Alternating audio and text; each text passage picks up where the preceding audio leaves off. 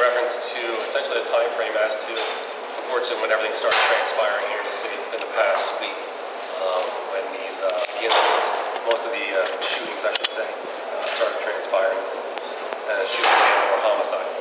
The first one actually began on January 25th. Around 3:30 in the morning, detectives and or patrol units were dispatched to the 600 block of Benton Street. Upon arrival, they located a male who was later determined deceased from gunshot wounds and or wounds.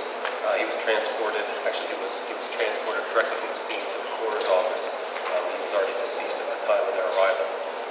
That male was identified as, I do apologize if I mispronounce the name, is Alraman Williams, 34 years old. He is from York, but he also has ties here to the city of Harrisburg. That incident is currently under investigation still. We're following up some leads, and unfortunately, because a lot of these, almost all of these are still current investigations, I'm not going to be able to provide too many additional details in reference to where we're at with the case or what leads we're following up on, obviously to protect the integrity of the investigation.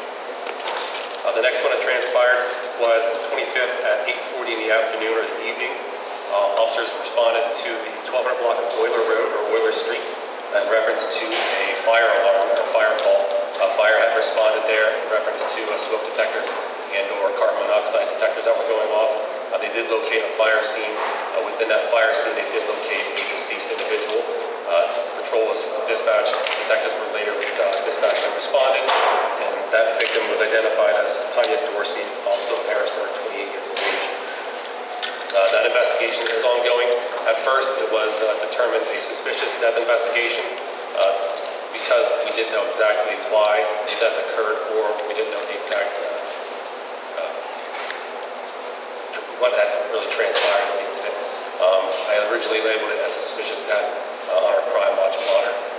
Once the autopsy was conducted, it was determined that it was a homicide, and it is obviously now an active homicide investigation.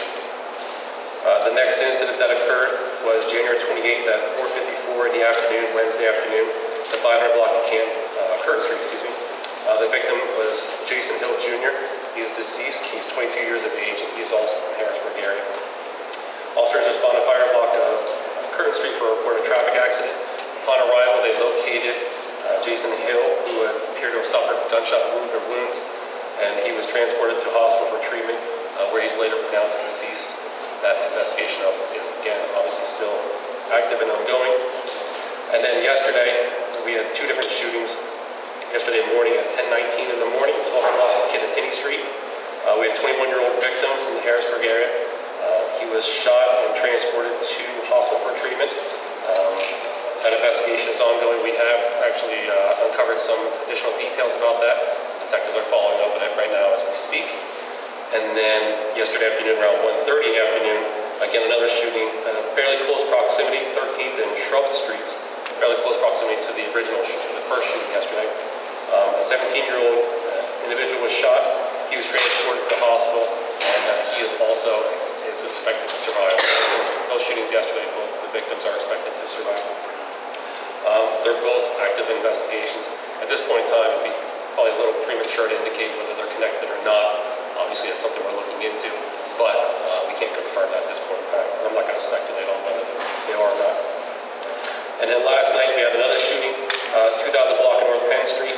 A 38-year-old gentleman was shot when he was in the area in reference to a sale or transaction of some merchandise. He is at the hospital. He is expected to survive, and he's been cooperative in reference to the investigation at this point in time as well. So, as you can tell, it's been a busy week here in the city, an unfortunate week here in the city. We do believe that these incidents, with the exception of the potential incidents yesterday, we do believe that they were all isolated. We don't have reason to believe that they're connected, with the exception of yesterday's. And at this point in time, again, it's a little premature to say that yesterday's are connected or they're not. So that's something that we're still going to have to unfold as the investigations continue. We do need the community's assistance. Anything that the community has seen and or can report or can call in, we do encourage them to call in. Tips can remain anonymous. They can go right on the Crime Watch website and they can report an anonymous tip.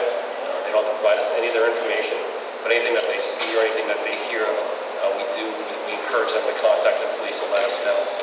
They can also call the Dauphin County Dispatch, 717-558-6900. They can ask to speak with any city detective, and the city detective can call them back and gather information. Again, they can still remain anonymous even if they speak to the detective, but it allows them the detectives to kind of question what all they have and to go a little bit more into detail rather than just submit a Crime Watch email. And again, Crime Stoppers, we do offer Crime Stoppers rewards for information pertaining to these investigations. We can't guarantee anything